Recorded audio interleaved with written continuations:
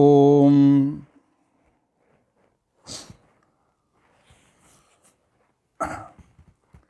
नारायणाय परिपूर्णगुणार्णवाय विश्वोदयस्थितिलयोन्नियतिप्रदाय ज्ञानप्रदाय विबुधासुरसौख्यदुःख सत्कारणाय वितताय नमो नमस्ते। अभ्रमं भंगरहितं अजडं विमलं सदा आनन्दतीर्थमतुलं भजे तापत्रयावहं। भवति यदनुभावादेडमूकोऽपि वाग्मी जडमतिरपि जन्तुर्जायते प्राज्ञमौलिः। सकलवचनचेतो देवता भारती सा मम वचसि निधत्तां सन्निधिं मानसे च। अस्मद्गुरुसमारम्भां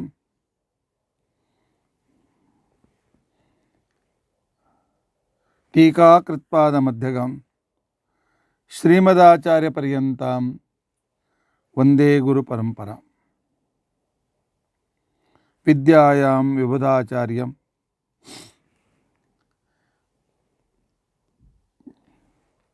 वेदज्ञानाब्धिचन्दिरं दुर्मतध्वान्तमार्तण्डं सत्यध्यानमुनिं भजे। 50 वर्षपर्यन्तं सततं रामपूजकः श्री सत्यप्रमोदगुरुराट् भासतां नो हृदम्बरे। बन्धुस्त्वं गुरुरिष्टदैवतमिति त्वत्पादपङ्केरुहं प्राप्तं मां परिपालयेति सततं याचे निबद्धाञ्जलिः।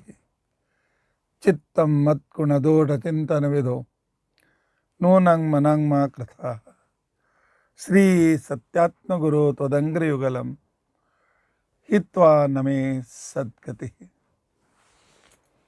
यैरहं शुकवत् सम्यक् शिक्षितोऽस्मि कृपालुभिः तान् वन्दे धेनुपाचार्यान् तत्त्वज्ञानार्थसिद्धये। श्री गुरुभ्यो नमः। हरि ओम। हरि ओम। हरि ओम। स्वस्तस्तु असेडतन्मङ्गलानि सन्तु।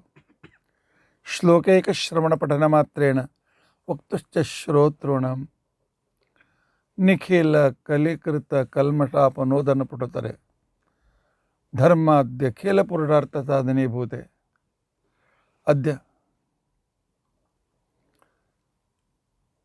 श्रीमद्भागवते प्रातःसङ्कल्पगद्य विवरणारम्भे सति किञ्चित् पूर्वकथानुवादः। हरिः ओम। हरिः ओम। हरिः ओम।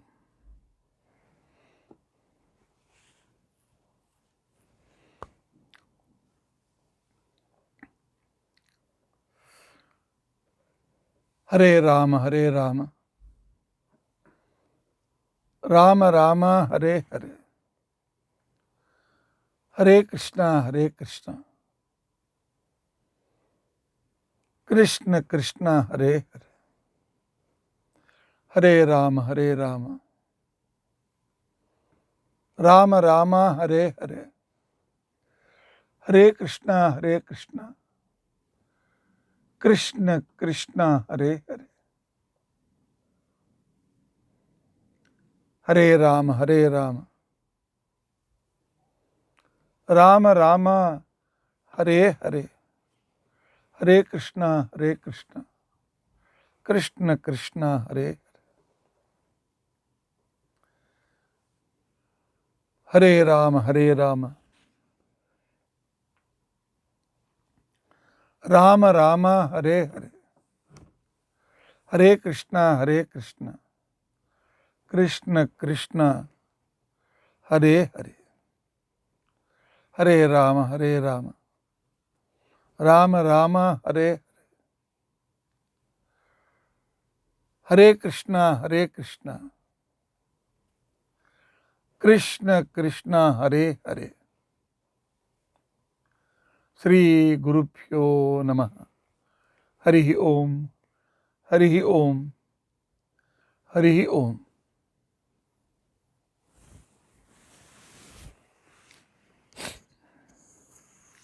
ನಿನ್ನಿನ ದಿನ ಸರ್ವಕರ್ಮ ಫಲಭೋಕ್ತ ಪರಮಾತ್ಮನ ಜೊತೆಯಲ್ಲಿ ಸಹಭೋಗವನ್ನು ಪಡೆದ ಅತ್ಯದ್ಭುತವಾಗಿರ್ತಕ್ಕಂಥ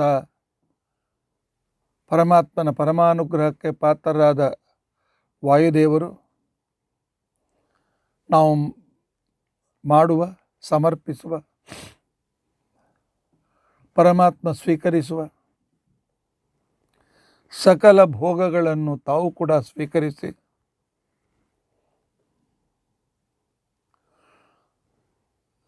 ಪರಮಾತ್ಮನ ಆಜ್ಞೆಯಿಂದ ತಮ್ಮ ತಮ್ಮ ಅಧಿಕಾರದ, ತಮ್ಮ ತಮ್ಮ ಅಭಿಮನ್ಯದಲ್ಲಿ ಇರುವ ಇಂದ್ರಿಯಗಳನ್ನು ಪ್ರೇರಿಸುವ ದೇವತೆಗಳಿಗೆ ಸ್ವಾಮಿಯಾದ್ದರಿಂದಾಗಿ ಪ್ರಧಾನ ಕರ್ಮ ಪ್ರೇರಕರಾಗಿ ಪರಮಾತ್ಮನ ಅನಂತರ ಕರ್ಮ ಪ್ರಧಾನರ ಪ್ರೇರಕರಾಗಿದ್ದುಕೊಂಡು ತಮ್ಮ 37 ಗ್ರಂಥಗಳಿಂದ ಆನಂತರ ಸದಾಚಾರ ಸ್ಮೃತಿ, ಕೃಷ್ಣಾಮೃತ ಮಹಾರ್ಣವ, ತಂತ್ರಸಾರ ಸಂಗ್ರಹ ಇತ್ಯಾದಿಗಳಿಂದ ನಿತ್ಯ ನೈಮಿತ್ತಿಕವಾದ ಉಪಾಸನಾಕ್ರಮವನ್ನು ನಮಗೆ ಕರ್ಮ ಕೆಲಸ ಹೇಗೆ ಮಾಡಬೇಕು, ನಹಂ ಕರ್ತ ಹರಿಕರ್ತ ಅಂತನ್ನೋದಿಂದಲೇ ಕರ್ಮ ಪ್ರಾರಂಭವಾಗಬೇಕು ಅಂತನ್ನೋದನ್ನು ತಿಳಿಸಿಕೊಟ್ಟ ಪರಮ ಉಪಕಾರಿಗಳು ವಾಯುದೇವರು. ಅವರ 3 ತರಹದ ಮಹಿಮೆಗಳನ್ನು ನಿನ್ನಿನ ದಿವಸ ಯಥಾಶಕ್ತಿ ನಾವು ತಿಳಿದುಕೊಳ್ಳುವುದಕ್ಕೋಸ್ಕರ ಪ್ರಯತ್ನಿಸಿದ್ದೇವೆ. ಇದರ ನಂತರ ಇವತ್ತು ನಮ್ಮ ವಿಷಯ ಸರ್ವಕರ್ಮ ಶುದ್ಧಿ ಪ್ರದೇನ. ನಾವು ಮಾಡುವ ಕರ್ಮಗಳು ನಮಗೆ ಬಂಧಕವಾಗುತ್ತವೆ. ಪುಣ್ಯ ಮಾಡಿದರೆ ಸ್ವರ್ಗಕ್ಕೆ ಹೋಗ್ತೇವೆ, ಪಾಪ ಮಾಡಿದರೆ ನರಕಕ್ಕೆ ಹೋಗ್ತೇವೆ. ಏನು ಮಾಡಿದರೂ ಕೂಡ ಸಂಸಾರ ತಪ್ಪೋದಿಲ್ಲ. ಇಲ್ಲ ಪುಣ್ಯ ಮಾಡ್ತೇವೆ, ಇಲ್ಲ ಪಾಪ ಕರ್ಮಗಳನ್ನು ಮಾಡ್ತೇವೆ. ಯಾಕೆ? ಕರ್ಮ ಮಾಡುವುದಕ್ಕೋಸ್ಕರ ಪರಮಾತ್ಮ ನಮಗೆ ಲಿಂಗ ಶರೀರವನ್ನು, ಅನಿರುದ್ಧ ಶರೀರವನ್ನು, ಸ್ಥೂಲ ಶರೀರವನ್ನು ಕೊಟ್ಟಿದ್ದಾನೆ. ಶರೀರದಲ್ಲಿ ಇಂದ್ರಿಯಗಳನ್ನು ಇಟ್ಟು ಅದರ ಜೊತೆಯಲ್ಲಿ ಜಗತ್ತು ಅಂತಕ್ಕಂಥ, ಜಗತ್ತಿನಲ್ಲಿ ಅನೇಕ ವಸ್ತುಗಳು ಅಂತಕ್ಕಂಥ ವಿಷಯಗಳನ್ನು ಇಟ್ಟು ಇಂದ್ರಿಯ ಮತ್ತು ವಿಷಯಗಳ ಸಂಪರ್ಕವಾಗುವಂತೆ ಮಾಡಿ, ಮನಸ್ಸು ಅದನ್ನು ಗ್ರಹಿಸುವಂತೆ ಮಾಡಿ, ಆ ಸಂಪರ್ಕದ ವಿಷಯಗಳ ಜೊತೆಯಲ್ಲಿ ಸಂಪರ್ಕ ಬಂದಾಗ ಅವುಗಳ ಕಡೆಗೆ ನಮ್ಮ ಇಂದ್ರಿಯಗಳು ಆಕರ್ಷಿತವಾಗುವಂತೆ ಮಾಡಿ ನಮ್ಮ ಕಡೆಯಿಂದ ಕರ್ಮವನ್ನು ಪರಮಾತ್ಮ ಮಾಡಿಸ್ತಾ ಇದ್ದಾನೆ. ಹೀಗಾಗಿ ಕರ್ಮ ಅನಿವಾರ್ಯ. ನಾವು ಕರ್ಮ ಮಾಡದೇ ಇರಲಿಕ್ಕೆ ಆಗೋದಿಲ್ಲ. ಕಣ್ಣಿನ ರೆಪ್ಪೆ ಹಾಕೋದು ಒಂದು ಕರ್ಮ, ನೋಡೋದು ಒಂದು ಕರ್ಮ, ಕನಸು ನೋಡೋದು ಒಂದು ಕರ್ಮ, ನಡೆದಾಡುವುದು ಒಂದು ಕರ್ಮ, ಉಸಿರಾಡಿಸುವುದು ಕರ್ಮ, ಮಲೆಕೊಂಡಾಗ ನಮ್ಮ ಶರೀರದಲ್ಲಿ ನಡೆಯತಕ್ಕಂತಹ ಪ್ರಾಣಾಪಾನಾದಿಗಳ ಕ್ರಿಯೆಗಳು ಕೂಡ ಕರ್ಮಗಳು.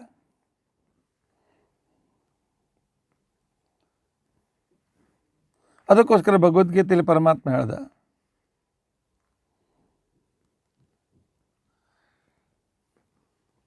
ಕರ್ಮ ಮಾಡದೆ ಜಾತು ತಿಷ್ಠತೆ ಅಕರ್ಮಕೃತ. ಒಂದು ಕ್ಷಣವೂ ಕೂಡ ನಾವು ಜೀವಿತ ಇರಲಿಕ್ಕೆ ಸಾಧ್ಯವಿಲ್ಲ. ಇನ್ನು ಕರ್ಮಗಳು ಬಂಧಕ ಕರ್ಮಗಳು, ಮೋಚಕ ಕರ್ಮಗಳು. ಕರ್ಮಗಳಲ್ಲಿ ಕೂಡ 2 ವಿಭಾಗವನ್ನು ಮಾಡಿದ. ಕೆಲವು ಕರ್ಮಗಳು ಮುಕ್ತಿಗೆ ಸಾಧನವಾಗ್ತವೆ, ಇನ್ನು ಕೆಲವು ಕರ್ಮಗಳು ಸಂಸಾರಕ್ಕೆ ಸಾಧನವಾಗ್ತವೆ. ನಾವು ಮಾಡುವುದೆಲ್ಲವೂ ಸಂಸಾರಕ್ಕೆ ಸಾಧಕವಾದ ಕರ್ಮಗಳು. ಯಾಕೆ ಅಂತಿಕೊಂಡಂತಂದರೆ ಎಲ್ಲಿವರೆಗೂ ಶಾಸ್ತ್ರ ಕೇಳೋದಿಲ್ಲ, ಶಾಸ್ತ್ರಗಳ ಶ್ರವಣ ಮಾಡೋದಿಲ್ಲ, ಗ್ರಂಥಗಳ ಅಧ್ಯಯನ ಮಾಡೋದಿಲ್ಲ, ಅಲ್ಲಿವರೆಗೂ 6 ತರಹದ ಅಜ್ಞಾನ ನಮಗೆ ಇರ್ತದೆ. 6 ತರಹದ ಅಜ್ಞಾನದಿಂದ ನಾವು 6 ವಿಧವಾದಂಥ ಬಂಧಗಳಿಂದ ಕಟ್ಟಲ್ಪಡ್ತೇವೆ. 6 ತರಹದ ಅಜ್ಞಾನ, 6 ತರಹದ ಕಟ್ಟುಗಳು. ಇವುಗಳನ್ನು ಬಿಡಿಸಿ ಬರದೇ ಹೊರತು ನಮ್ಮ ಕರ್ಮಗಳು ಮುಕ್ತಿಗೆ ಕಾರಣವಾಗೋದಿಲ್ಲ. ವಿಷ್ಣು ತೀರ್ಥರು ತಮ್ಮ ಷೋಡಶಿಯಲ್ಲಿ ಬಹಳ ಸುಂದರವಾಗಿ ಹೇಳ್ತಾರೆ, ನಾವು ಹೇಗೆ ಕರ್ಮದಲ್ಲಿ ಬಂಧಿತರಾಗಿದ್ದೇವೆ ಅಂತ ತಿಳ್ಕೊಂಡಂತೇಳಿ. 6 ತರಹದ ಅಜ್ಞಾನ. ಮೊದಲನೇದ್ದು, ನನ್ನ ಹೃದಯದಲ್ಲಿ ಪರಮಾತ್ಮ ವಾಯುದೇವರು ನಿಂತುಕೊಂಡು ಸಕಲ ಕ್ರಿಯೆಗಳನ್ನು ಮಾಡ್ತಾ ಇದ್ದಾರೆ, ಮಾಡಿಸ್ತಾ ಇದ್ದಾರೆ. ಈ ವಿಷಯದ ಜ್ಞಾನ ನಮಗಿರೋದ್ರಿಂದ ಹೇಳಿ ಪಥಸಂಕಲ್ಪಕ್ಕೆ ಹೇಳಿದೆ ಕೇಳಿದರೆ ನಮಗೂ ಕೆಲಸ ಮಾಡುವಾಗ ಅನುಸಂಧಾನ ಬರ್ತಾರೆ, ಊಟ ಮಾಡುವಾಗ ಅನುಸಂಧಾನ ಬರ್ತಾರೆ. ಪರಮಾತ್ಮನೇ ಊಟ ಮಾಡಿ ವಾಯುದೇವರ ಕಡೆಯಿಂದ ಮಾಡಿಸಿ ಆನಂದ ಅನುಭವಿಸಿ ನನಗೆ ಈ ಪಾಯಸದ ರುಚಿಯನ್ನು ಕೊಡ್ತಾ ಇದ್ದಾನೆ. ಈ ಅನುಸಂಧಾನ ನನಗೆ ಬರ್ತದೆ ಹೇಳಿ ನಾನು ಪ್ರವಚನ ಕೊಡ್ತೇನೆ. ಎಲ್ಲೋ ಭಾಳ ಮನಸ್ಸು ಕೊಟ್ಟಾಗ ಒಂದು ಸಲ ಬರ್ಬೋದು, ಆದರೆ ಇದು ಸತತ ಭಾಗ್ಯ. ಯಾಕೆ? ನಾಹಂಕರ್ತ ಅಂತಿಕೊಂಡಂತನ್ನೋ ಅದು ಗೊತ್ತಿದೆ, ಅದರ ಪ್ರಾಕ್ಟೀಸಿಗೆ ಬಂದಿಲ್ಲ. ನಾನೇ ಕರ್ತ ಅಂತಿಕೊಂಡಂತಕ್ಕಂಥ ಅಜ್ಞಾನ ಸ್ವಕರ್ತೃತ್ವ ಅಭಿಮಾನ ಅಂತಿಕೊಂಡಂಥ ಒಂದು ಬಂಧನವನ್ನು ನಮಗೆ ಕಟ್ಟಿ ಹಾಕ್ತದೆ. ಸ್ವಕರ್ತೃತ್ವ ಅಭಿಮಾನ ನಮಗೆ ನಿಷ್ಕಾಮ ಕರ್ಮ, ಮೋಕ್ಷ ಸಾಧಕವಾದ ಕರ್ಮ ಮಾಡಲಿಕ್ಕೆ ವಿರೋಧಿಯಾಗಿದೆ. ಇದರ ನಂತರ ನಾನೇ ಭೋಕ್ತ, ಇಷ್ಟು ಗಳಿಸಿದ್ದೇನೆ, ಹಣ ಇದೆ, ಅಡಿಗೆಯವರನ್ನು ಕರೆಸಿ ಇಷ್ಟು ಅಡಿಗೆ ಮಾಡಿಸಿದ್ದೇನೆ, ಆನಂದದಿಂದ ತಿಂತೇನೆ. ಹಸಿವೆ ಮಾಡುವವನು ಪರಮಾತ್ಮ, ಪದಾರ್ಥದಲ್ಲಿ ರುಚಿ ಕೊಡುವವನು ಪರಮಾತ್ಮ, ತಿನ್ನು ಅಂತಿಕೊಂಡು ಒಂದು ಪ್ರೇರಣೆ ಮಾಡುವವನು ಪರಮಾತ್ಮ, ಕೈಯಲ್ಲಿರ್ತಕ್ಕಂಥ ಪ್ರದ್ಯುಮ್ನ ಅದನ್ನು ಕಲಿಸುವವನು, ಸಾರು ಅನ್ನ ಕಲಿಸುವವನು ಪರಮಾತ್ಮ, ಬಾಯಿಗೆ ಒಯ್ದು ಇಡ್ತಕ್ಕಂಥವನು ಪರಮಾತ್ಮ, ನಾಲಿಗೆಯಲ್ಲಿದ್ದ ವರ್ಣಾಂತರ್ಗತನಾಗಿ ರುಚಿ ನೋಡುವವನು ಅವನೇ. ಆದರೂ ನಾನು ತಿಂತೇನೆ. ನಾನು ಎಷ್ಟು ಶ್ರೀಮಂತ, ಇಷ್ಟೆಲ್ಲ ಅಡುಗೆ ಮಾಡ್ತಿದ್ದೇನೆ. ನಾನು ಭೋಕ್ತ ಅಲ್ಲ, ಪರಮಾತ್ಮ ಒಳಗಿದ್ದು ಬಿಂಬನಾಗಿರ್ತಕ್ಕಂಥವನು. ತಿಂದು ತಿನಿಸಿದಾಗ ನಾನು ತಿಂತೇನೆ, ಇಲ್ಲದೇ ಇದ್ದರೆ ಅನ್ನದ ರುಚಿ ಹೊರಟೋಗ್ತದೆ, ಊಟ ಬೇಡ ಆಗ್ತದೆ.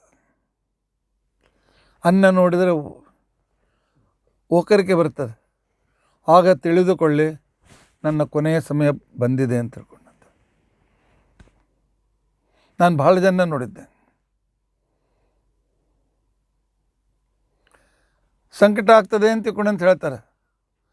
ಏನಾದರೂ ತಿನ್ನಿಸ್ತೇವೆ, ಬಾಯಲ್ಲಿ ಹಾಕ್ತೇವೆ ಅಂತಂದ್ರೆ ಬೇಡ, ನನಗೆ ಆಗೋದಿಲ್ಲ, ತಿನ್ನಲಿಕ್ಕೆ ಆಗೋದಿಲ್ಲ, ವಾಕರಿಗೆ ಬರ್ತದೆ ಅಂತ ಹೇಳ್ತಾರೆ. ಕೊನೆ ಕಾಲದಲ್ಲಿ ಪರಮಾತ್ಮ ಅನ್ನದ ಮೇಲಿನ ಅಭಿಮಾನ ಆ ರೀತಿಯನ್ನು ಅದ್ರ ಮೇಲೆ ರೀತಿಯಂತ ಕಳೆದು ಬಿಡ್ತಾನೆ. ಇನ್ನು ಹೊರಟಿದ್ದೀಯಪ್ಪ, ಇಲ್ಲಿ ಸಂಬಂಧ ಅರಿಬೇಡ, ಮುಗಿಸು ಅಂತ. ಆದರೆ ಮೊದಲಿನಿಂದಲೇ ನಾವು ಅಭ್ಯಾಸ ಮಾಡಿದರೆ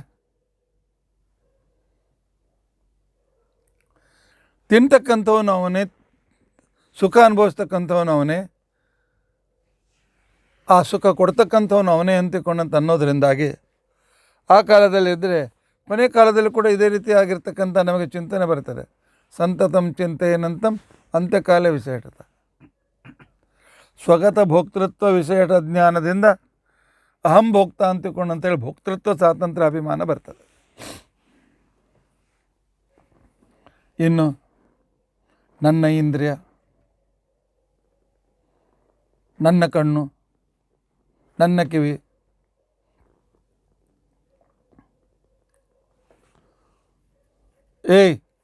ಸಿನಿಮಾ ಹಾಡು ಕೇಳಬೇಡ,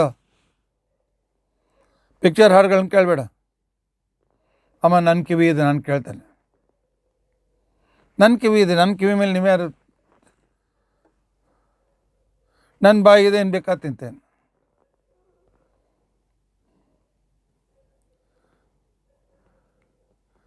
ಎಂಥದ್ದು ಸೊಟ್ಟು ಮೂಗಿದೆ ನಿಂದು, ಅಲ್ಲಿ ಮುಂದೆ ಬಂದಿದೆ, ಯಾಕೋ ನನಗೆ ಬೈತೀಯ? ಆದರೆ ಮೂಗು ಹಲ್ ಮುಂದೆ ಬಂದದ್ದು ನನ್ನದಲ್ಲ, ನನ್ನ ಬಾಡಿಗೆ ಶರೀರದ್ದು. ನನ್ನ ದೇಹ, ನನ್ನ ಇಂದ್ರಿಯಗಳು ನನ್ನದಲ್ಲ. ಆದರೆ ನನ್ನ ದೇಹ, ನನ್ನ ಇಂದ್ರಿಯ ಅಂತ ತಿಳ್ಕೊಂಡಂತ ಹೇಳಿ,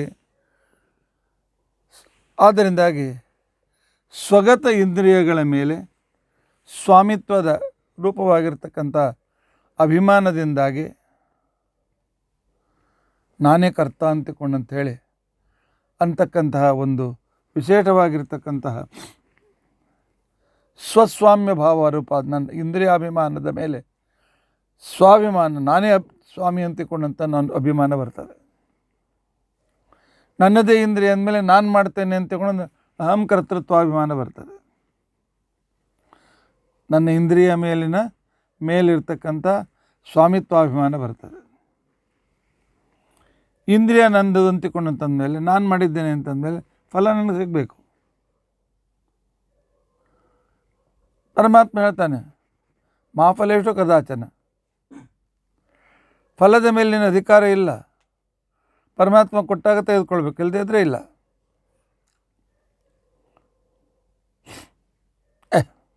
ಮಾಡಿದ್ದೇನೆ, ನನಗಿಟ್ಟು ಸಿಗಬೇಕು.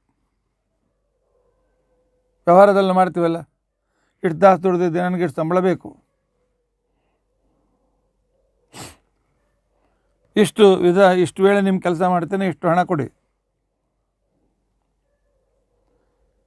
ಫಲದ ಮೇಲೆಯೂ ಕೂಡ ನನ್ನ ಸ್ವಾಮಿತ್ವಾಭಿಮಾನ, ನನ್ನ ಫಲದ ಮೇಲೆ ನನ್ನ ಸ್ವಾಭಿಮಾನ ಇಲ್ಲ. ಫಲ ದೇವರು ಕೊಟ್ಟರೆ ಇದೆ, ಇಲ್ಲದೇ ಇದ್ರೆ ಇಲ್ಲ. ದೇವರು ಕೊಟ್ಟರೆ ಇದೆ, ಇದ್ದೇ ಇದ್ರೆ ಇಲ್ಲ. ಏನ್ರಿ ಆಚಾರ್ಯ, ನಾನು ದುಡಿದ ಮೇಲೆ ದೇವ್ರು ಕೊಡಲೇಬೇಕಲ್ಲ. ದೇವರ ಇಚ್ಛೆಗೆ ಬರಬೇಕು. ಫಲ ತೆಗೆದುಕೊಳ್ಳುವ ಯೋಗ್ಯತೆ ಇಲ್ಲದೆ ಇದ್ದರೆ ದೇವರು ಕೊಡೋದಿಲ್ಲ, ಕೊಟ್ಟರು ಕಸಿದುಕೊಳ್ತಾನೆ. ನನ್ನ ಜೊತೆಗೊಬ್ಬರು ರಂಗಾಚಾರ್ಯರು ಅಂತಿಕೊಂಡು ನನ್ನ ಕ್ಲಾಸ್ಮೇಟ್, ನನಗೆ ಸ್ವಲ್ಪ ಹಿರಿಯರು, ಅವರು 4 ವರ್ಷ ಹಿರಿಯರು. ಅವರ ಹಿರಿಯ ಅಣ್ಣ ರಿಟೈರ್ ಆದರು. ನಾನು ಹೇಳ್ತಾ ಇರೋದು 1971 ರಿಟೈರ್ ಆದರು. ಆಗ ಅವರಿಗೆ ಅವರ ಪ್ರಾವಿಡೆಂಟ್ ಫಂಡು ಉಳಿದೆಲ್ಲ ಸೇರಿ 35,000 ರೂಪೀಸ್ ಬಂತು. ಸುಮಾರು ಪಾಪ 38-40 ವರ್ಷ ದುಡಿದಿದ್ರು. ದುಡಿದ ಹಣ ಆಗಿನ ಕಾಲಕ್ಕೆ ಚೆಕ್ಕಿಗಿಂತಲೂ ಕ್ಯಾಶ್ ಕೊಡ್ತಕ್ಕಂಥ ಸಂಪ್ರದಾಯ ಜಾಸ್ತಿ ಇತ್ತು. ಸಂಬಳ ಕೂಡ ನಾವೆಲ್ಲ ಹೊಸದಾಗಿ ಕೆಲಸಕ್ಕೆ ಸೇರಿದಾಗ ನಮಗೆ ಪಾಕೆಟ್ನಲ್ಲಿ ಸಂಬಳ ಸಿಗ್ತಾಯಿತ್ತು,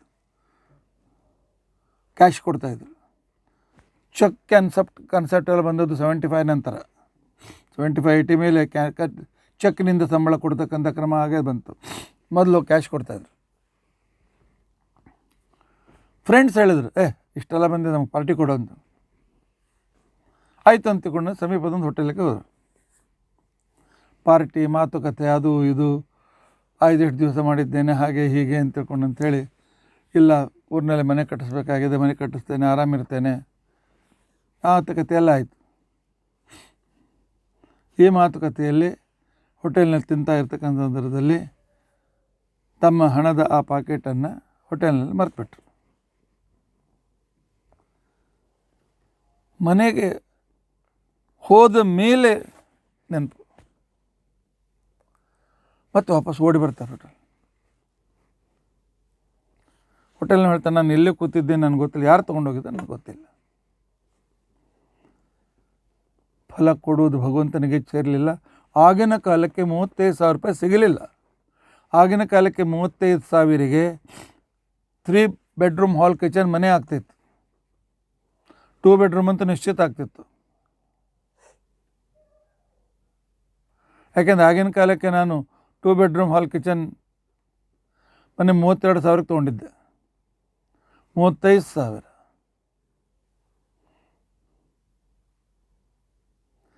ಆಗಿನ ಕಾಲ. ಆ ಮನುಷ್ಯನಿಗೆ ಏನಾಗಿರ್ಬೇಕು ಕಲ್ಪನೆ ಮಾಡಿಕೊಳ್ಳಿ. ಫಲಭೋಕ್ತೃತ್ವ ನಮಗಿಲ್ಲ. ಒಂದು ತುತ್ತು ತಿಂದಿರ್ತೇವೆ, ಇನ್ನೊಂದು ತುತ್ತು ಕೈಯಲ್ಲಿ, ಆ ತುತ್ತು ಗಂಟಲಲ್ಲಿ ಸಿಗ್ತದೆ, ಖಲಾಸ್, ಈ ಕೈ ತುತ್ತು ಕೈಯಲ್ಲೇ ಉಳಿತದೆ.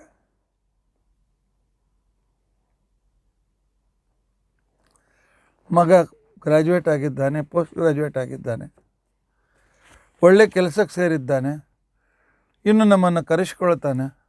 ಅಪ್ಪ ಅಮ್ಮ ಇನ್ನೆಷ್ಟು ದುಡಿತೀರಿ, ಸಾಕು, ಇನ್ನು ಆರಾಮಾಗಿ ಮನೆಗೇರಿ ಶಾಸ್ತ್ರ ಶ್ರವಣಾದಿಗಳನ್ನು ಮಾಡಿರಿ ಅಂತ ಹೇಳ್ತಾನೆ ಅಂತ ಹೇಳಿ ದಾರಿ ಕಾಯ್ತಾ ಇರ್ತಾರೆ. ಮರುದಿವ್ಸ ಸುದ್ದಿ ಬರ್ತದೆ, ಆಕ್ಸಿಡೆಂಟ್ನಲ್ಲಿ ಮಗ ಹೊರಟೋದ. ಮಗನಿಂದ ಸುಖ ಅನುಭವಿಸ್ತೇವೆ, ಫಲಭೋಕ್ತೃತ್ವ. ಇದು ನಡೆದ ಘಟನೆಗಳು. ನಮ್ಮ ಪರಿಚಯದ ಡಾಕ್ಟರ್ ತಮ್ಮ ಮಗನನ್ನು ತಮ್ಮ ಇಳಿಯ ವಯಸ್ಸಿನಲ್ಲಿ ಕಳೆದುಕೊಂಡ್ರು. ಅವನು ಡಾಕ್ಟರ್. ಫಲಭೋಕ್ತೃತ್ವ ನಮ್ಮ ಕೈಯಲ್ಲಿ ಇಲ್ಲ. ಪರಮಾತ್ಮ ಕೊಟ್ಟರೆ ಇದೆ, ಇಲ್ಲದೆ ಇದ್ದರೆ ಇಲ್ಲ. ಕರ್ಮಣ್ಯವಾಧಿಕಾರಸ್ತೆ ಮಾ ಫಲೇಶು ಕದಾಚನ ಮಾ ಕರ್ಮಫಲ ಹೇತುರ್ಭೂ ಮಾತೆ ಸ್ವಂಗೋಸ್ತು ಕರ್ಮಣಿ ಅಂತಿಕೊಂಡು ಅಂತೇಳಿ ಅಂತಕ್ಕಂಥ ಈ ರೀತಿಯಾಗಿರ್ತಕ್ಕಂಥ ಸ್ವಗತ ಭೋಕ್ತೃತ್ವ, ಭೋಗದ ಫಲದಲ್ಲಿಯೂ ಕೂಡ ನಮ್ಮ ಸ್ವಾಮಿತ್ವ ಇಲ್ಲ. ಆದರೆ ಆ ಸ್ವಾಮಿತ್ವದ ಅಜ್ಞಾನದಿಂದ ಫಲಸ್ವಾಮ್ಯ ಅಂತಿಕೊಂಡಂತನ್ನುವ ಬಂಧನದಲ್ಲಿ ನಾವು ಬೀಳ್ತೇವೆ. ಆ ಅಭಿಮಾನದ ಬಂಧನದಲ್ಲಿ ಬೀಳ್ತೇವೆ. ಆ ನಂತರ ನಿಮ್ಮ ಅಚೀವ್ಮೆಂಟ್ ಏನ್ರಿ ಅಂತ ನಾನು ಯಾರಿಗೆ ಕೇಳಿದ್ರೆ, ನನ್ನ ಅಚೀವ್ಮೆಂಟ್ ನೋಡಿ, ನಾನು ಕಾಲೇಜ್ ಪ್ರಿನ್ಸಿಪಾಲ್, ಪೋಸ್ಟ್ ಗ್ರ್ಯಾಜುಯೇಟ್ನಲ್ಲಿ ಬೋರ್ಡ್ನಲ್ಲಿ ಸೆಕೆಂಡ್ ಬಂದೆ, ಬಿ ಎಸ್ ಸಿಯಲ್ಲಿ ಗೋಲ್ಡ್ ಮೆಡಲಿಸ್ಟ್. ಆನಂತರ ಬಹಳ ಬೇಗನೆ ನಾನು ಡಿಪಾರ್ಟ್ಮೆಂಟ್ ಹೆಡ್ ಆದೆ, ಆನಂತರ ಪ್ರಿನ್ಸಿಪಾಲ್ ಆದೆ. 2 PhD ನನಗಿವೆ. ಇನ್ನು ಬೇರೆ ಬೇರೆ ಫ್ಯಾಕಲ್ಟಿಯ ನಾನು ಅಧ್ಯಕ್ಷನಾಗಿದ್ದೇನೆ.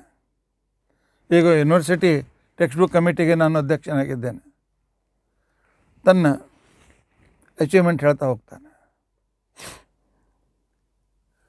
ಇದ್ಯಾವುದೇ ಅಚೀವ್ಮೆಂಟ್ ಹೋಗುವಾಗ ಜೊತೆಗೆ ಬರ್ತದೆ. ನಮ್ಮ ಅಚೀವ್ಮೆಂಟ್ ಧರ್ಮ, ಅರ್ಥ, ಕಾಮ, ಮೋಕ್ಷ, ಪುರುಷಾರ್ಥಗಳು ನಮ್ಮ ಅಚೀವ್ಮೆಂಟ್. ಆದರೆ ನಾವು ಲೌಕಿಕವಾಗಿರ್ತಕ್ಕಂತಹ ಉನ್ನತಿ, ಲೌಕಿಕದ ಸಿರಿವಂತಿಕೆಯನ್ನು ನಮ್ಮ ಅಚೀವ್ಮೆಂಟ್ ಅಂತ ಹೇಳಿ ತಿಳಿದುಕೊಂಡು ಲೌಕಿಕ ಉನ್ನತಿಯಲ್ಲಿ ಪುರುಷಾರ್ಥತ್ವದ ಅಜ್ಞಾನವನ್ನು ಇಟ್ಟುಕೊಂಡು, ಇದೇ ಪುರುಷಾರ್ಥ ಅಂತ ತಿಳ್ಕೊಂಡು ಅಂತೇಳಿ ಇಟ್ಟುಕೊಂಡು ಆ ಅಭಿಮಾನದ ಬಂಧನದಲ್ಲಿ ಬೀಳ್ತದೆ. ಇದು 5ನೇ ಬಂಧನ. ಇನ್ನು 6ನೇ ಬಂಧನ ಅಂತ ತಿಳ್ಕೊಂಡಂತಂದರೆ, ಲೌಕಿಕ ಸುಖವನ್ನೇ ಕೊನೆಯ ಸುಖ ಅಂತ ತಿಳ್ಕೊಳ್ತೇವೆ. ಮನೆ, ಹೆಂಡತಿ, ಮಕ್ಕಳು, ಬಂಧು ಬಾಂಧವರು ಇದೆ, ಎಲ್ಲ ನಿಜವಾಗಿ ಸುಖ ಇದೆ, ಆದರೆ ನಶ್ವರ. ಯಾವಾಗ ಏನಾಗ್ತದೆ ಹೇಳಲಿಕ್ಕಾಗೋದಿಲ್ಲ.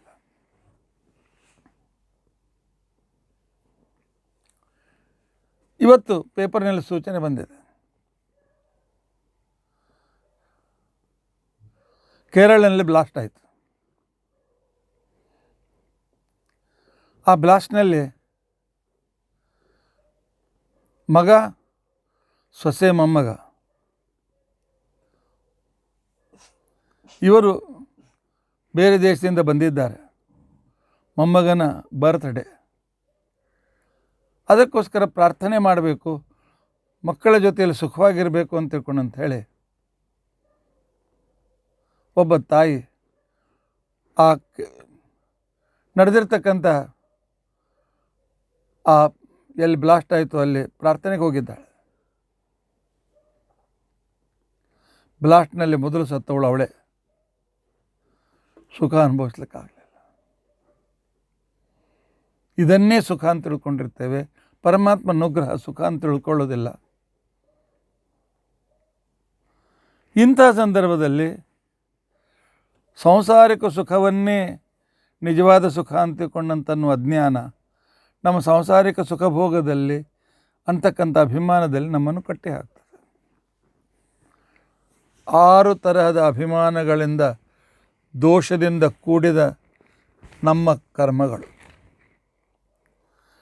ಕರ್ಮಗಳು ಈ ರೀತಿಯಾಗಿರ್ತಕ್ಕಂಥ 6 ತರಹದ ದೋಷದಿಂದ ಅವು ಕೂಡಿ ಮಿಶ್ರವಾಗಿವೆ. ಬಹುಶಃ ಈ ಅಭಿಪ್ರಾಯವನ್ನು ಇಟ್ಟುಕೊಂಡೇನೆ ಭಗವದ್ಗೀತೆಯಲ್ಲಿ ಪರಮಾತ್ಮ ಹೇಳ್ತಾನೆ, ಸರ್ವಾರಂಭ ಹಿ ದೋಷೇಣ ಧೂಮೇನ ಅಗ್ನಿ ಇವಾವೃತಾ. ನಮ್ಮ ಎಲ್ಲ ಕರ್ಮಗಳು ಅಭಿಮಾನ ಅಂತಿಕೊಂಡಂತನ್ನುವ ದೊಡ್ಡ ದೋಷದಿಂದ, 6 ತರಹದ ಅಭಿಮಾನ ಅಂತಿಕೊಂಡಂತನ್ನುವ ದೊಡ್ಡ ದೋಷದಿಂದ ಕಟ್ಟಲ್ಪಟ್ಟು ಆ ಒಂದು ತರಹದ ದೋಷದಿಂದ ಯುಕ್ತವಾಗಿ ಪ್ರತಿಯೊಂದು ಕ್ರಿಯೆಗಳು ದೋಷಪೂರ್ಣವಾಗ್ತವೆ. ದೋಷಪೂರ್ಣ ಸಂಸಾರದಲ್ಲಿ ಬಂಧಕಕ್ಕೆ ಕಾರಣವಾಗ್ತದೆ.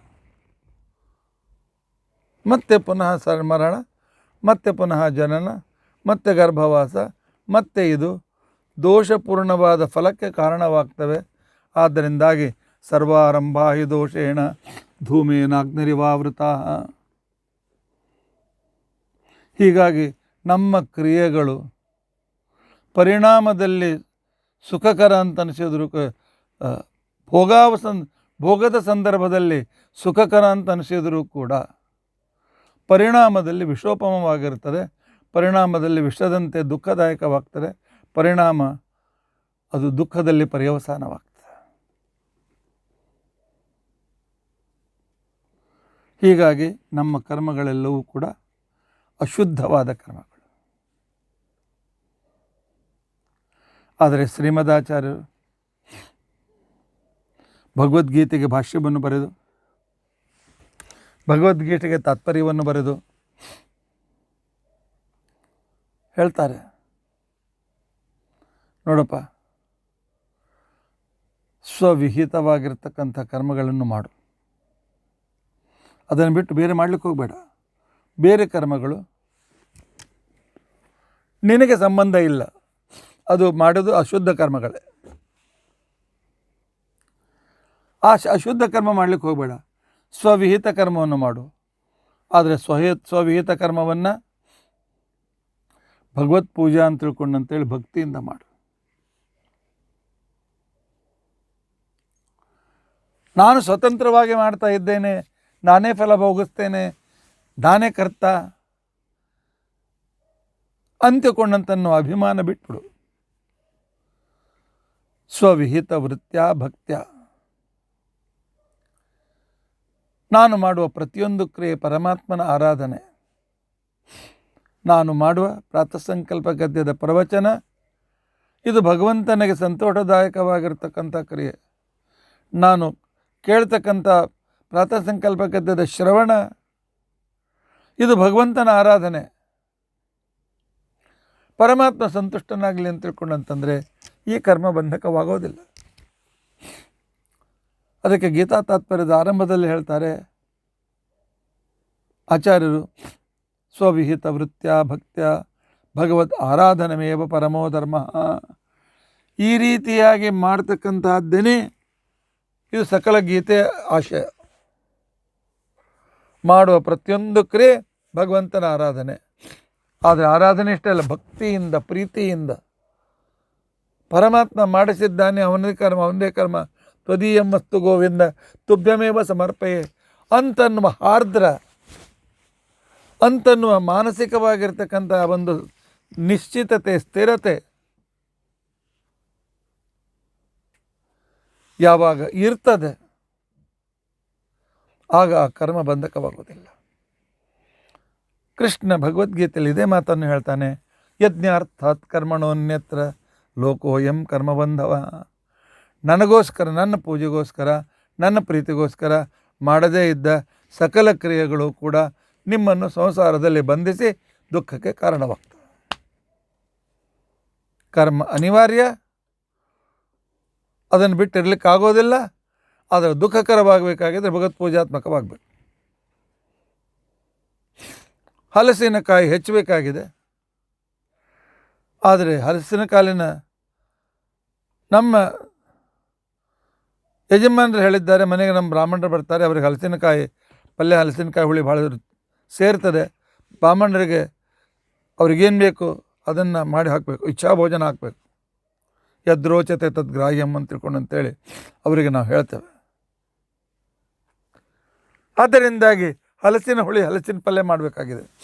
ಕಚ್ಚಾ ಹಲಸು ಜಿಗಿ ಜಿಗಿ ಕೈಗೆ ಜಿಗಿ ಹತ್ತಬಾರ್ದಾಗಿದೆ, ಆದರೆ ಮಾಡಬೇಕಾಗಿದೆ.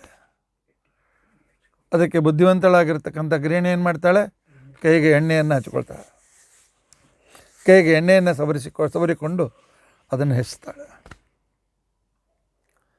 ಹಾಗೆ ಕರ್ಮ ಬಂಧಕ, ಆದರೆ ಬಂಧಕವಾಗಬಾರದು ಅಂತಿದ್ದರೆ ಅನಿವಾರ್ಯವಾದಂಥ ಕರ್ಮಗಳು ಭಗವತ್ ಪೂಜಾತ್ಮಕವಾಗಿದ್ದರೆ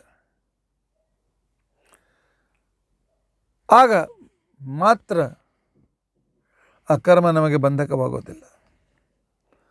ಈ ಜ್ಞಾನ ಕೊಟ್ಟು ನಮ್ಮ ಕರ್ಮ ಬಂಧಕವಾಗದಂತೆ, ನಮ್ಮ ಕರ್ಮ ಮೋಕ್ಷಕ್ಕೆ ಸಾಧನವಾಗುವಂತೆ ಮಾಡುವ ಮಹಾನುಭಾವರು ವಾಯುದೇವರು. ಕರ್ಮ ಶುದ್ಧಿ ಪ್ರದೇನ, ಕರ್ಮದ ಶುದ್ಧಿ, ಕರ್ಮ ಬಂಧಕವಾಗದೆ ಯಾವಾಗ ಮೋಚಕವಾಗ್ತದೆ ಅದು ಕರ್ಮಶುದ್ಧಿ. ಆ ಕರ್ಮಶುದ್ಧಿಯನ್ನು ತಂದುಕೊಡ್ತಕ್ಕಂಥವ್ರು ವಾಯುದೇವರು. ಹನುಮದ ಅವತಾರದಲ್ಲಿ ಕೂಡ ಇದೇ ಕೆಲಸವನ್ನು ಮಾಡಿದ್ದಾನೆ. ಭೀಮಾವತಾರದಲ್ಲಿ ಉಪದೇಶ ಕೊಟ್ಟಿದ್ದಾರೆ. ಹನುಮಂತ ದೇವರಾಗಿ ಅನೇಕ ಸಂದರ್ಭದಲ್ಲಿ ಸುಗ್ರೀವನಿಗೆ, ಅಂಗದಾದಿಗಳಿಗೆ, ಜಾಂಬುವಂತನಿಗೆ ಹನುಮಂತ ದೇವರು ಕೊಟ್ಟ ಉಪದೇಶ ಭಾಳ ಅದ್ಭುತವಾಗಿದೆ. ಭೀಮಸೇನ ಧರ್ಮರಾಜನಿಗೆ, ಅರ್ಜುನನಿಗೆ, ನಕುಲ ಸಹದೇವರಿಗೆ ಕೆಲವು ಸಲ ಸಭೆಯಲ್ಲಿ, ಜರಾಸಂಧಾದಿಗಳ ಸಭೆಯಲ್ಲಿಯೂ ಕೂಡ ಪರಮಾತ್ಮನ ಬಗ್ಗೆ ಏನು ಪ್ರವಚನ ಮಾಡಿದ್ದಾರೆ, ಇದೇ ರೀತಿಯಾಗಿರ್ತಕ್ಕಂಥ ನಾಹಂ ಕರ್ತ ಹರಿಕರ್ತೃತ್ವದ ಪ್ರವಚನ ಮಾಡಿದ್ದಾರೆ. ಮಧ್ವಾವತಾರದಲ್ಲಿ ಅಂತೂ ಸರಿಯೇ ಸರಿ.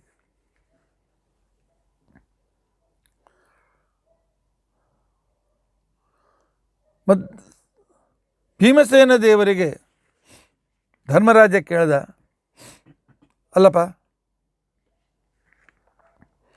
ಅಜ್ಞಾತವಾಸದಲ್ಲಿ ನೀನು ಜನರಿಗೆ ನಿನ್ನ ಪರಿಚಯ ಹತ್ತಬಾರದು, ಅದಕ್ಕೋಸ್ಕರ ನೀನು ಯಾವ ವೇಷವನ್ನು ಧಾರಣ ಮಾಡ್ತೀಯಂತೆ. ಆಗ ಭೀಮಸೇನ ದೇವರು ಹೇಳೋದನ್ನು ಅಡಿಗೆವನಾಗ್ತಾನೆ. ಯಾಕೆ?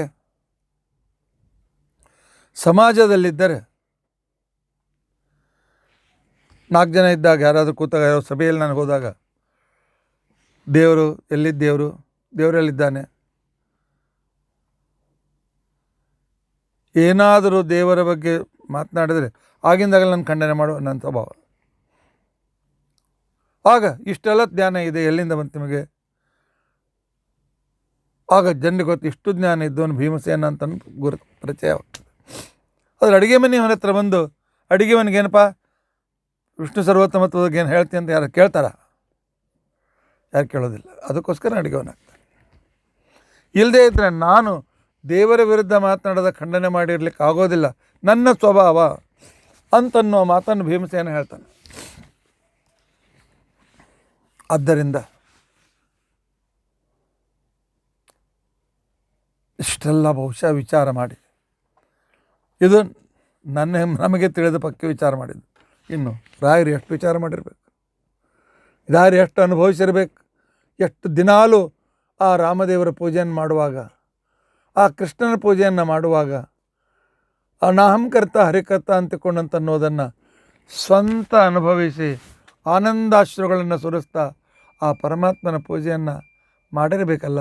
ಅದಕ್ಕೋಸ್ಕರ ಅವರು ಈ ಶಬ್ದ ಅವ್ರ ಬಾಯಿಂದ ಬಂತು, ಸರ್ವಕರ್ಮ ಶುದ್ಧಿಪ್ರದೇನ. ದೊಡ್ಡವರು ಮಾತನಾಡುವುದು ಸುಮ್ಮನೆ ವ್ಯಾವಹಾರಿಕ ಮಾತನಾಡೋದಿಲ್ಲ, ಅವರ ಹಿಂದೆ ದೊಡ್ಡ ಇತಿಹಾಸವನ್ನು ಇಟ್ಕೊಂಡು ಮಾತನಾಡ್ತಾರೆ. ಸರ್ವಕರ್ಮ ಸಿದ್ಧಿಪ್ರದೇನ. ಅದರ ಮುಂದಿನ ವಾಕ್ಯ, ಕರ್ಮದ ಸಿದ್ಧಿ ಅಂತಂದ್ರೆ ಏನು?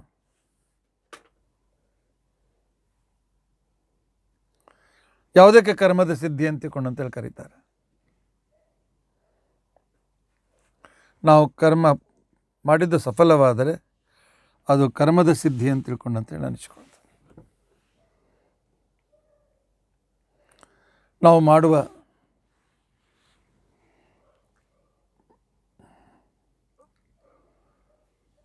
ಈ ಪ್ರಾತಃ ಸಂಕಲ್ಪ ಗದ್ಯದ ಪ್ರವಚನ ವಾಯುದೇವರ ಭಗವಂತನ ಪ್ರೀತಿಗೆ, ಅವರ ಅನುಗ್ರಹಕ್ಕೆ ಕಾರಣರಾದರೆ ಈ ಪ್ರವಚನದ ಕರ್ಮ ಸಿದ್ಧಿ ಆಯಿತು.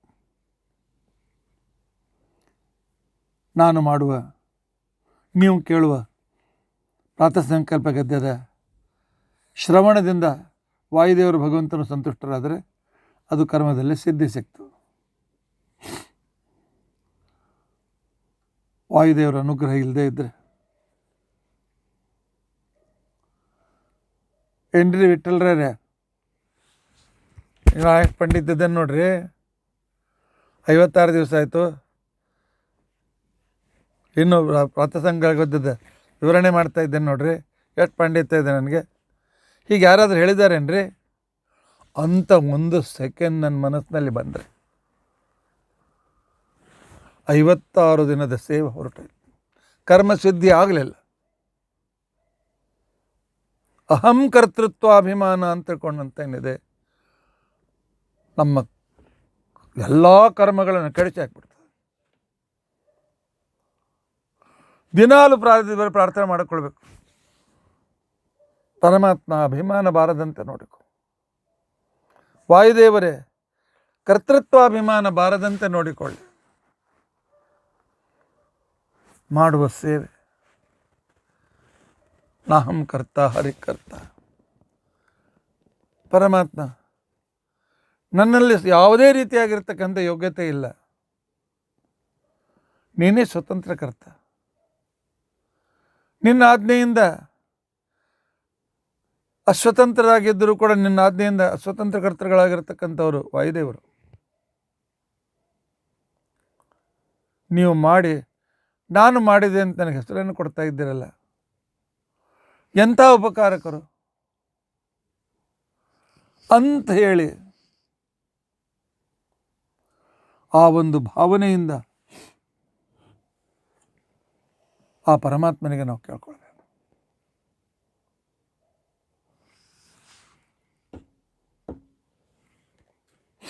ಒಂದು ಕಡೆಯಲ್ಲಿ ವಿಷ್ಣು ತೀರ್ಥರು ಹೀಗೆ ಹೇಳ್ತಾರೆ, ಪರಮಾತ್ಮ ಮನಸ್ಸು ವಿಷಯದ ಕಡೆಗೆ ಹರಿದಾಡುವುದು ಸ್ವಾಭಾವಿಕ. ಯಾಕೆ ನೀನೇ ಮಾಡಿದ್ದುದು. ಇಂದ್ರಿಯಗಳ ಮುಖಾಂತರ ಮನಸ್ಸು ವಿಷಯಗಳನ್ನು ನೋಡಿದಾಗ ಆ ಕಡೆಗೆ ಆಕರ್ಷಿತವಾಗ್ತಾರೆ. ಆಗ ಇದನ್ನು ಮಾಡಿದವನು ದೇವರು ಅಂತಕೊಂಡಂತ ಅನ್ನೋದು ನಮ್ಮಂಥವ್ರಿಗೆ ಸ್ಮರಣೆ ಬರೋದೇ ಇಲ್ಲ. ವಾಯುದೇವರೇ ಮೊದಲಾಗಿರ್ತಕ್ಕಂಥ ಮಹಾನುಭಾವರಿಗೆ ಇದು ಕೆಲವು ಕ್ಷಣದಲ್ಲಿ ಕೂಡ ಬರುತ್ತದೆ.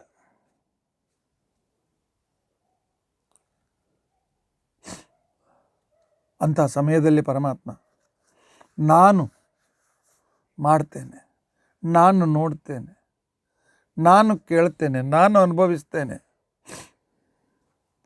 ಅಂತಕ್ಕಂತಹ ಏನು ನಾನು ಅಂತನ್ನೋ ಅಭಿಮಾನ ಇದೆ, ಅದನ್ನು ಬಾರದಂತೆ ನೋಡಿಕೋ ಪರಮಾತ್ಮ ಅಂತ ಹೇಳಿ ತಮ್ಮ ಅಧ್ಯಾತ್ಮ ರಸರಂಜನೆಯಲ್ಲಿ ವಿವರಣೆ ಮಾಡ್ತಾರೆ ವಿಷ್ಣು ತೀರ್ಥರು. ಯದ್ಯದೋ ವಿಷಯೇಷು ಗಚ್ಚತಿ ತರ್ಹಿ ತೇ ವ್ಯಸನಂ ಕಥಂ ಶೋಭತೆ ವಿಷಯೇಷು ಸಂತತ ಭಾವನಾತ್ಯಭಿಧಾಯಕಂ ಯಜ್ಜಡಂ ಜಡತುಲ್ಯಮನ್ಯ ತದಸ್ತ್ವಮೇವ ಹಿ ವಸ್ತುನಃ ಸೌಖ್ಯದಸ್ತ್ವಭಿತಾ ವಿಮುಖ್ಯ ಕರಸ್ತ್ವಮೇವ ಚೇತ್ನತೇತ್ಭವೇತ. ಪರಮಾತ್ಮ ಮನಸ್ಸು ವಿಷಯದಲ್ಲಿ ಮಗ್ನವಾದಾಗ, ವಿಷಯದ ಕಡೆಗೆ ಆಕರ್ಷಿತವಾಗುವುದು ಇದು ಮನಸ್ಸಿನ ಸಹಜ ಸ್ವಭಾವ. ಆ ವೇಳೆಯಲ್ಲಿ ನೀನು ನನಗೆ ಅನುಗ್ರಹವನ್ನು ಮಾಡಿ ಏತತ್ ಪರತಂತ್ರಂತೂ ಸರ್ವಮೇವ ಹರೇ ಸದಾ. ನಾನು ಪರತಂತ್ರ, ಮಾಡುವ ಕ್ರಿಯೆಗಳಲ್ಲೂ ಭಗವಂತನ ಕ್ರಿಯೆಗಳು, ಬಿಂಬನ ಕ್ರಿಯೆಗಳು ಅಂತ ಅನ್ನುವ ಸ್ಮರಣೆ ಬಂದರೆ ವಶಮಿತ್ತೇವ ಜಾನಾತಿ ಸಂಸಾರಾತ್ ಮುಚ್ಚತೆ ಸಾ. ಆಗ ಅವ ಕರ್ಮ ಶುದ್ಧಿಯಾಗಿ ಕರ್ಮದ ಸಿದ್ಧಿ ಆಗ್ತದೆ. ನಾನು ಸ್ವತಃ ಭೋಗಿಸ್ತೇನೆ ಅಂತಿಕೊಂಡಂತೇಳಿ, ನಾನು ಮಾಡಿದ್ದೇನೆ ಅಂತಿಕೊಂಡಂತ ಅಭಿಮಾನ ಬಂದರೆ ಆ ಕರ್ಮ ಅಸಿದ್ಧವಾಗ್ತದೆ. ನೀನೇ ಸರ್ವಸ್ಯ ಈಶಾನಃ ಅಂತ ತಿಳ್ಕೊಂಡಂತ ಹೇಳ್ಕೊಳ್ತೀಯಲ್ಲ, ಜ್ಞಾನ ಇಚ್ಛಾ ಕ್ರಿಯೆಗಳು ಕೂಡ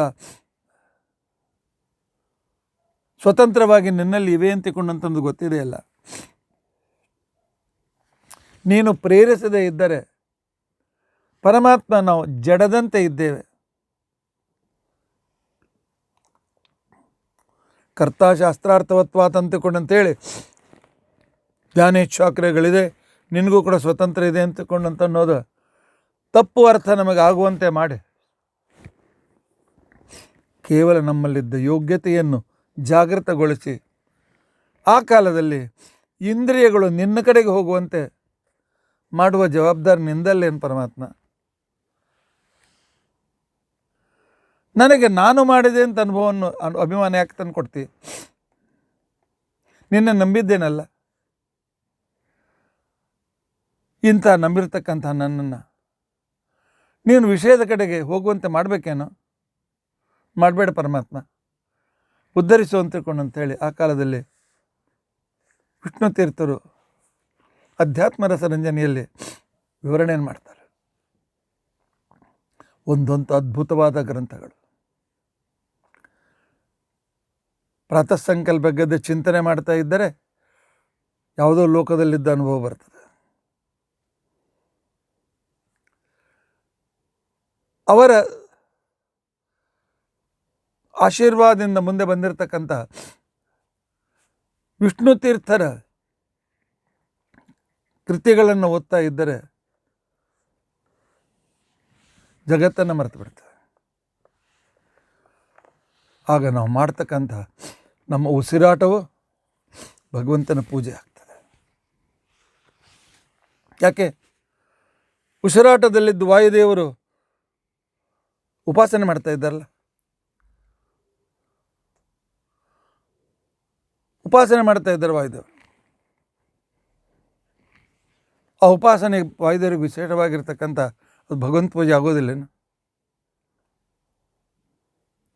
ನಾವು ನೋಡುವುದು ಭಗವಂತನಿಗೆ ಆರತಿ. ಯಾಕೆ? ನಮ್ಮಲ್ಲಿ ಪರಮಾತ್ಮನ ಜೊತೆಗೆ ಮಹಾಲಕ್ಷ್ಮೀ ದೇವಿ ಇದ್ದಾಳೆ. ಇಂದಿರಾ ಚಂಚಲ ಪಾಂಗನೀರಾಜಿತಂ.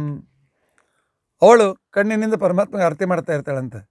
ನಾವು ಆರತಿ ಹೀಗೆ ತಿರುಗಿಸ್ತೀವಲ್ಲ, ಹೀಗೆ ಹೀಗೆ ಹೀಗೆ ಆ ಪರಮಾತ್ಮನ ಆನಂದ ಆ ಸೌಂದರ್ಯವನ್ನು ಸವಿತಾ ಇರ್ತಾಳಂತೆ. ನಾವು ಆಡುವ ಮಾತು ಇದು ಅಗ್ನಿ ಉಚ್ಚರಿಸ್ತಾನಲ್ಲ, ಅಗ್ನಿ ತನ್ನ ಅರ್ಕರ್ತನಾಗಿರ್ತಕ್ಕಂಥ ಪರಮಾತ್ಮನ ಸ್ತೋತ್ರವನ್ನು ಮಾಡ್ತಾನೆ. ನಾನು ಮಾಡುವ ಮಾತು ಪರಮಾತ್ಮನ ಸ್ತೋತ್ರವಾಗ್ತದೆ.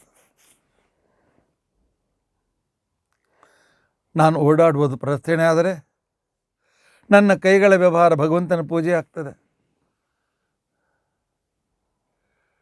ಹೀಗೆ ನಾಹಂಕರ್ತ ಹರಿಕರ್ತ ಅಂತಿಕೊಂಡಂಥ ಭಾವನೆ ಬಂದಾಗ ಇದನ್ನು ನಮಗೆ ಮೂಡಿಸ್ತಕ್ಕಂಥವರು, ನಮಗೆ ಹೇಳಿಕೊಟ್ಟಿರ್ತಕ್ಕಂಥವರು ಸ್ವತಂತ್ರೋ ಭಗವಾನ್ ವಿಷ್ಣು,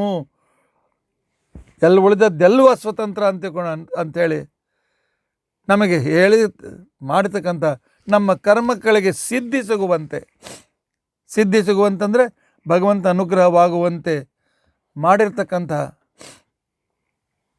ಪರಮ ಉಪಕಾರಿಗಳು ವಾಯುದೇವರು. ಒಂದು ವೇಳೆ ವಾಯುದೇವರ ಮತದಲ್ಲಿ ನಾವು ಬಂದಿರದೇ ಇದ್ದರೆ, ಅಹಂ ಬ್ರಹ್ಮಾಸ್ಮಿ, ನಾನೇ ಬ್ರಹ್ಮ, ನನ್ನನ್ನು ಬಿಟ್ಟು ಜಗತ್ತಿನಲ್ಲಿ ಚೇತನ ಯಾರಿದ್ದಾರೆ? ನಾನೇ ಚೇತನ, ನಾನೇ ಬ್ರಹ್ಮ. ಅಜ್ಞಾನದಿಂದ ಸಂಸಾರದಲ್ಲಿ ಬಿದ್ದಿದ್ದೇನೆ. ಅಜ್ಞಾನ ಹೋಗ್ತದೆ, ಜ್ಞಾನ ಬರ್ತದೆ, ನಾನು ಬ್ರಹ್ಮನಾಗ್ತೇನೆ ಅಂತನ್ನುವ ಅಭಿಮಾನದಿಂದ ನಾನು ತುಂಬಿದ್ದರೆ ನನ್ನ ಕರ್ಮ ಶುದ್ಧಿ, ನನ್ನ ಕರ್ಮ ಸಿದ್ಧಿ ಆಗ್ತೈತೆ. ಶುದ್ಧಿನೂ ಆಗ್ತಿದ್ದಿಲ್ಲ, ಸಿದ್ಧಿನೂ ಆಗ್ತಿದ್ದಿಲ್ಲ, ಅಂದಂಥ ತಮಸ್ಸಿಗೆ ಕಾರಣವಾಗ್ತಿತ್ತು. ಇಲ್ಲ, ಪರಮಾತ್ಮ ಶ್ರೇಷ್ಠ ಇದ್ದೆ, ಬರ್ತೀನಿ, ನೀನು ಧ್ಯಾನ ಮಾಡಿ ಒಂದು ದಿವಸ ನೀನು ಸಮಾನ ಆಗ್ತೇನೆ, ಮೋಕ್ಷದಲ್ಲಿ ನೀನು ಸಮಾನ ಆನಂದ ಅನುಭವಿಸ್ತೇನೆ ಅಂತನ್ನು ಉಪಾಸನೆ ಮಾರ್ಗದಕ್ಕೆ ಹೋಗಿದ್ರೆ, ಶ್ರೀಮದ್ ಆಚಾರ್ಯ ಮತವನ್ನು ಬಿಟ್ಟು ಆ ದಾರಿಗೆ ಹೋಗಿದ್ರೆ ನಮ್ಮ ಗತಿ ಏನಾಗ್ತಿತ್ತು?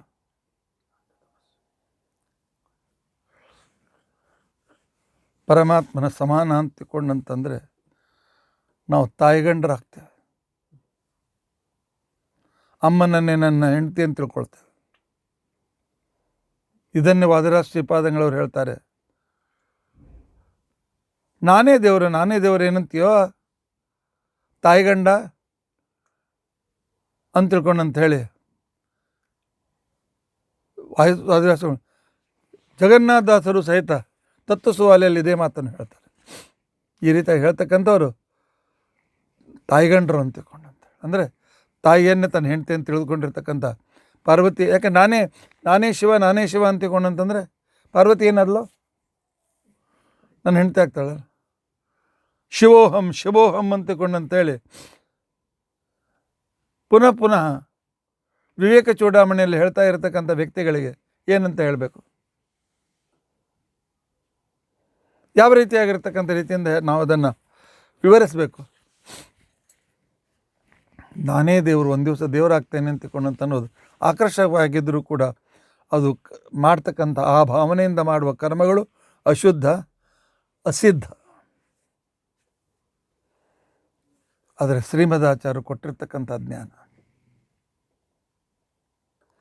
ಶ್ರೀಮದಾಚಾರ್ಯರು ಕೊಟ್ಟಿರ್ತಕ್ಕಂಥ ನೀಚೋಚ್ಚ ಭಾವಂ ಗತಃ, ಗುರುಗಳಲ್ಲಿ ಭಕ್ತಿ ಇಲ್ಲದೆ ನಾವೆಲ್ಲರೂ ಬ್ರಹ್ಮರಾಗಿದ್ದರೆ ಗುರುಗಳಿಗೆ ನಮಸ್ಕಾರ ಯಾಕೆ ಮಾಡಬೇಕು? ಗುರುಗಳ ಅನುಗ್ರಹ ನಮಗೆ ಯಾಕೆ ಬೇಕು? ಅವರು ನಾವು ಒಂದೇ ಅಲ್ಲೇನು? ಯಾಕೆ ನಾವೆಲ್ಲರೂ ಒಂದೇ ಆಗಿದ್ದರೆ, ಬ್ರಹ್ಮರಾಗಿದ್ದರೆ ಆಗ ಗುರುಭಕ್ತಿನೂ ಬರುತ್ತಿರಲಿಲ್ಲ. ಗುರುಭಕ್ತಿ ವಾಯುಭಕ್ತಿ ಇಲ್ಲದೆ ಇದ್ದರೆ ಕರ್ಮಶುದ್ಧಿ ಕರ್ಮಸಿದ್ಧಿ ಆಗ್ತೈತೆ. ಆದರೆ ನೀಚೋಚ್ಚ ಭಾವಂಗತ ಅಂತನ್ನೋ ಜ್ಞಾನವನ್ನು ಕೊಟ್ಟು ನಮ್ಮ ಕರ್ಮಶುದ್ಧಿ ಕರ್ಮಸಿದ್ಧಿಯನ್ನು ಮಾಡಿದ್ದಾನೆ.